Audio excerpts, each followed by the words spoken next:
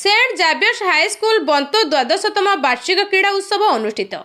ଏହି କ୍ରୀଡ଼ା ଉତ୍ସବରେ ମୁଖ୍ୟ ଅତିଥି ଭାବରେ ବହୁ ପୁରାତନ ଐତିହ୍ୟ ହାଇସ୍କୁଲ ପଦ୍ମଲୋଚନ ବିଦ୍ୟାପୀଠର କ୍ରୀଡ଼ା ଶିକ୍ଷକ ଶ୍ରୀଯୁକ୍ତ ଦୁର୍ଗା ପ୍ରସାଦ ପରିଡ଼ା ମହୋଦୟ ଉପସ୍ଥିତ ରହି ଖେଳକୁ ଉଦ୍ଘାଟନ କରିଥିଲେ।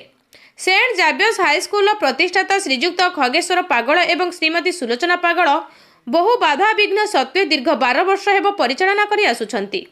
ଏହି ଉତ୍ସବରେ ବହୁ ମାନ୍ୟଗଣ୍ୟ ବ୍ୟକ୍ତି, ସ୍ଥାନୀୟ ବାସିନ୍ଦା ଏବଂ ବୁଦ୍ଧିଜୀବୀଙ୍କ ମିଳିତ ଆନୁକୂଲ୍ୟରେ 2 ଦିନ ଧରି କ୍ରୀଡ଼ା ଉତ୍ସବ ବହୁ ଶାନ୍ତିପୂର୍ଣ୍ଣ ଭାବରେ ଖେଳ ପରିଚାଳନା କରାଯାଇଥିଲା।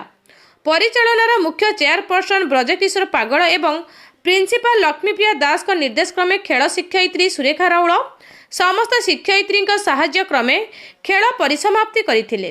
ଶିକ୍ଷୟିତ୍ରୀମାନେ ସରିତା ପରିଡ଼ା, ସୁଲୋଚନା ନାଥ, ବର୍ଷା ରାଉତ, ସ୍ୱର୍ଣ୍ଣପ୍ରଭା ନାଥ, सोनाली दास, यत्रीमयी राउत, मौसुमी स्मिता स्वईं, अपर्णा बेहेरा, शिवानी दास, मोनालिसा महापात्र गुरु दायित्वर सहित खेल समाप्त करथिले। केन्द्रापड़ा पट्टामुंडईरू कैलाश चंद्र बळक रिपोर्ट, निर्भीक न्यूज।